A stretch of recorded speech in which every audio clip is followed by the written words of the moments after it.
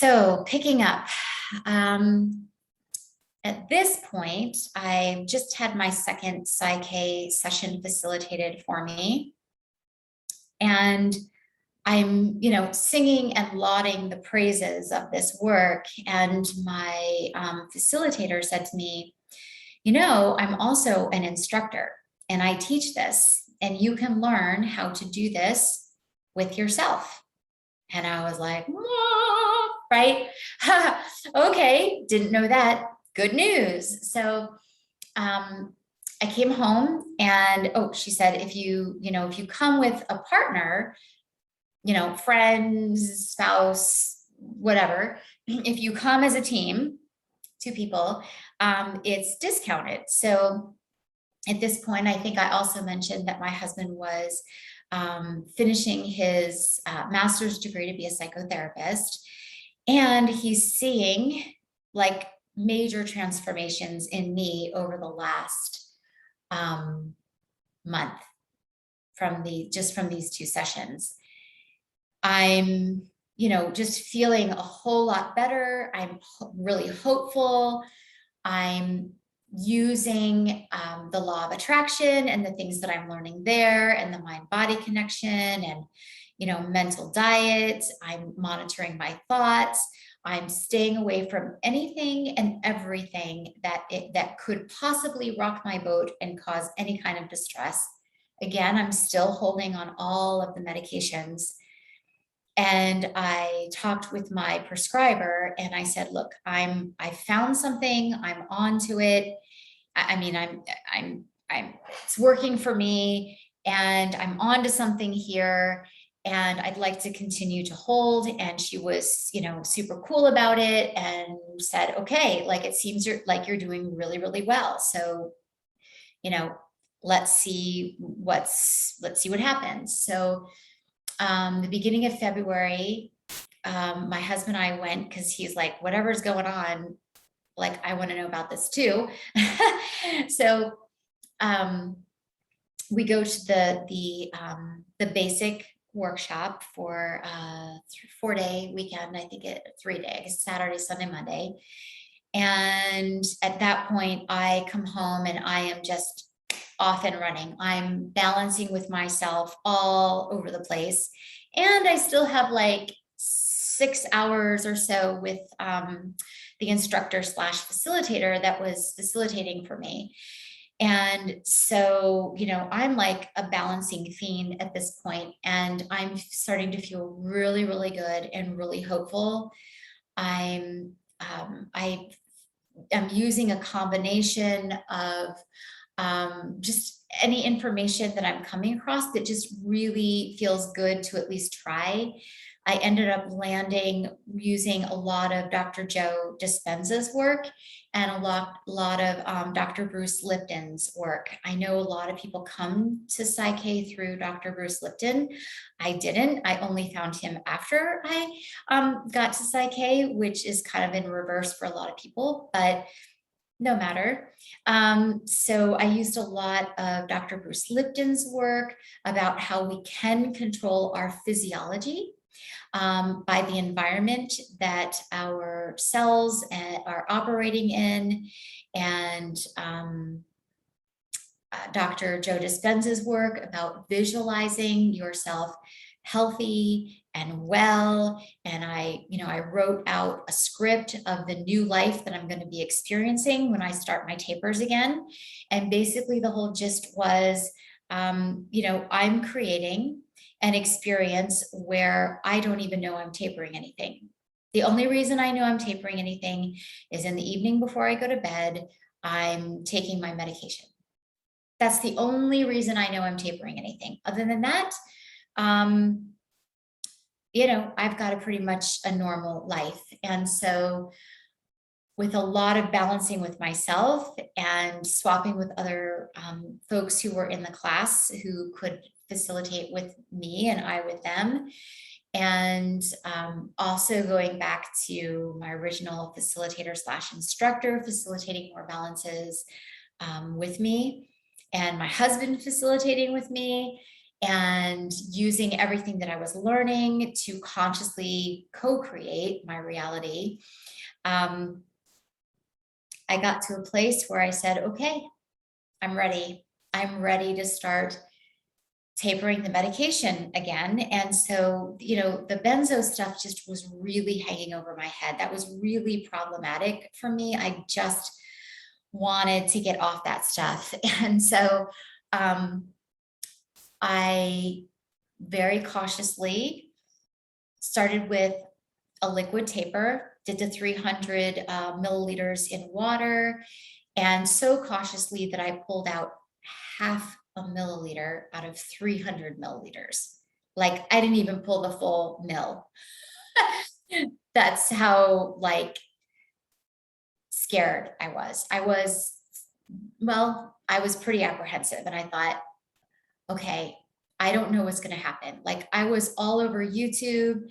I would attend live, Facebooks and YouTube lives of all these manifestation coaches and YouTubers who were teaching about the law of attraction. And I was asked these questions like, do you think it's possible to manifest and I learned at my second Psych session to not use the word symptoms, because there's a lot of charge energetically, right? That conjures up, right? For anything.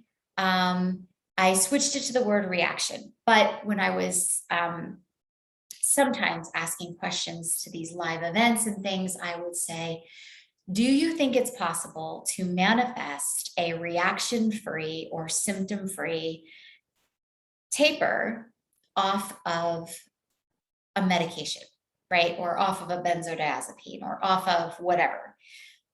And most of them would say, yeah, I think it's totally possible. And just the fact that you can conceive it's possible makes it possible. But beyond that, there wasn't anybody talking about this. There wasn't anybody who did it. There wasn't anybody who was doing it that I knew of. And I thought, well, I'm alone in this, but the universe showed me this way. I'm doing everything. I'm following all the steps. I'm following everywhere I'm being led. I'm implementing. I'm taking action.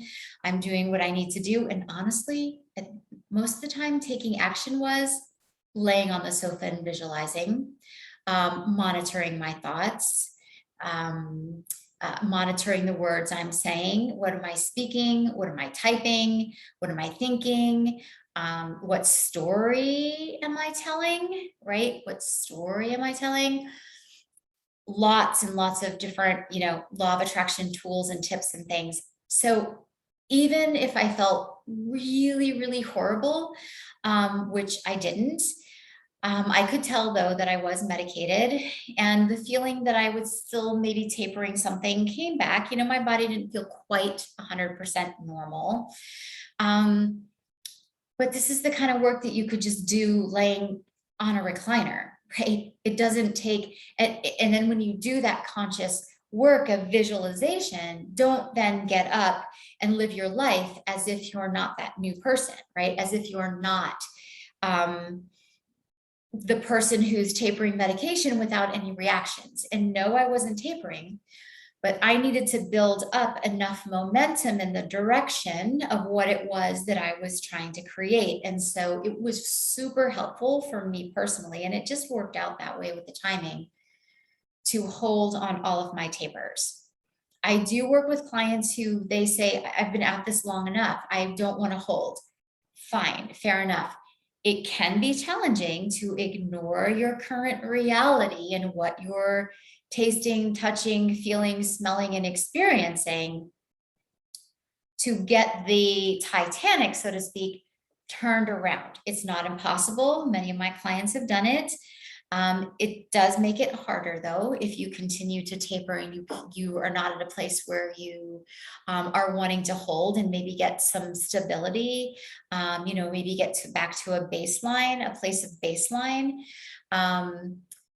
It can be done. It can be a little more challenging, but it can be done. And for me, my path of least resistance, the way that was easiest for me and the way that things played out divinely for me, was that I was able to hold. And so I got to a place where I felt like, okay, I'm ready. Let's see if this manifestation, conscious creation stuff works. So when I started the benzo taper, the clonazepam taper, I was just so hyper vigilant about dissolving it correctly and not pulling too much and, upsetting the apple cart right from the beginning. I just was focusing on that so much that I forgot to take my mood stabilizer. Like, I completely forgot to take it. And going forward, I forgot to take it. So when I went for my med check, which was maybe 6 weeks later-ish, my prescriber asked, okay, where are you at on doses? And as soon as I thought about the Trileptal, I thought, oh my gosh, I haven't taken it since the day before I started the clonazepam taper. And at this point, like I said, it's been like about 6 weeks or so. And I'm freaking out inside, but I'm remaining calm, in front of the prescriber. Don't want to give her any reason to think the underlying condition is coming back. Wink, wink. So she said, well, how are you feeling? And I said, I feel fine. Like, I didn't even notice that I had basically unintentionally jumped, at the remaining. So I was at 9, I had almost 900 milligrams. So I had tapered a little bit when I was in the Psych training because I wasn't experiencing anything. So, but I was holding on to the stuff that really caused me a lot of distress. And then the specialist came in again and said, if you could lower it more. And so I was doing some tapering of the mood stabilizer to kind of test the waters before I got into the stuff that I knew could be really hardcore. And so at this point, it was about 300 milligrams, I think it was, that I just stopped taking. It was around 300. It might have been 450. I think it was 1.5 pills. And so it would have been like 450 milligrams. So,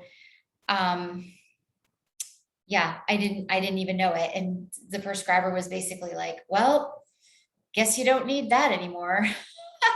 So, when I got out to my car, I did some Psych with myself and realized that, all was well, because initially I have to admit I had this panicky feeling of, what if I have this, rubber band snapback kind of effect that they talk about on, surviving antidepressants with, antidepressants or maybe other medications where you have this delayed onset of reactions / symptoms. And I did some Psych with myself, and I realized that's not my reality. I'm so far past that. I've created a completely different reality in so many different ways that I'm confident that that's not going to be my reality. And I just let it go. So, all right, in the next video, I'll tell you more about my tapering experience when I really got into the throes of the benzo taper.